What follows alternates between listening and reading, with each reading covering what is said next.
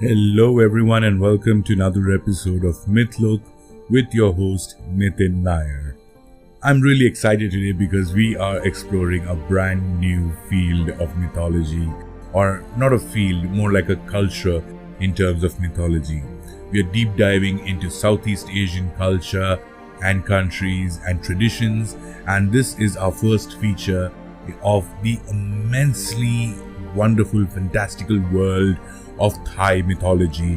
Thailand is an amazing country with strong influences from both Hinduism and Buddhism from the past and modern day Christianity as well as Islam. But the fact that it has actually maintained a rich variety of mythological characters, stories and folklore even today is testament to the fact that there are some things that literally stand the test of time. One such character from the mythology and folklore is that of the Krahang. Now, the Krahang is believed to have been created by man who once practiced sorcery, who then turned into a terrifying ghost when the magic backfired on him.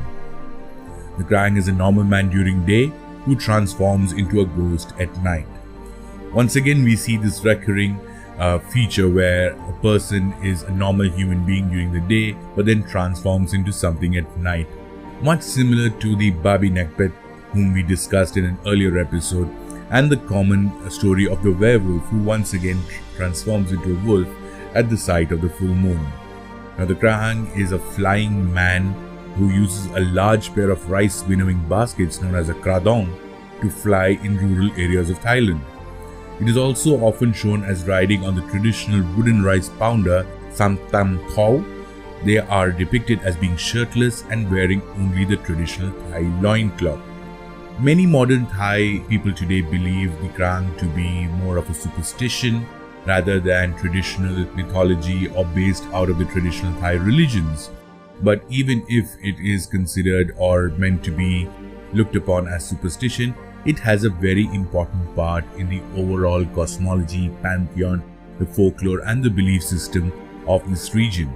The Krahang is an integral part that explains a lot of the things in terms of evil spirits and ghosts that are part of the culture, which has an equal standing in terms of importance along with the gods, demigods, animals, and other elements that form part of the Thai culture. In some parts of Thailand, the Krahang is considered to be the husband or partner of the Krasu, another female ghost in Thai mythology. They are often described as traveling together in their nocturnal journeys to harm or attack people of the area they haunt. This is once again a feature of Thai mythology wherein you have these, not only Thai mythology but Southeast Asian mythology in general, where anything bad that happens to the people has been attributed to a mysterious element. Now, there are gods to protect them from these elements, but the whole concept of black magic influencing evil spirits and ghosts and animals to attack or harm the common people is a recurring trait. Now, if you remember, the Babi Nekpet itself was a product of black magic. The Krahang is once again a product of black magic, and we would see many more characters as we explore other Southeast Asian mythologies as we go along in this podcast.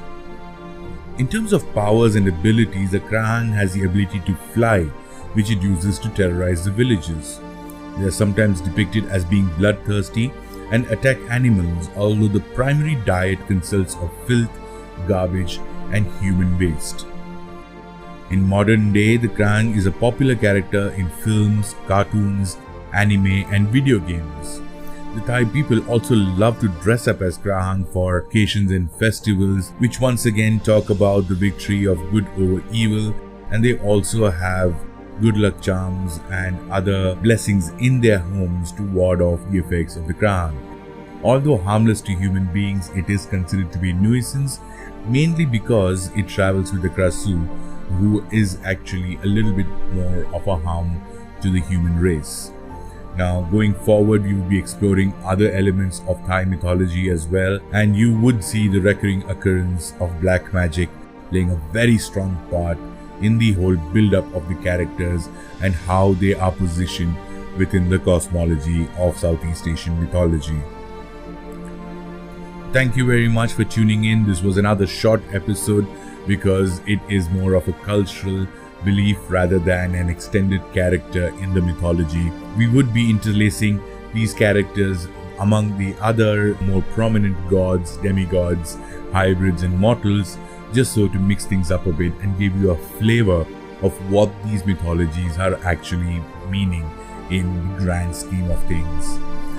Hopefully you enjoyed this episode, and this is your host Nitin Nair signing off, reminding you once again that Mythlok is the home of mythology.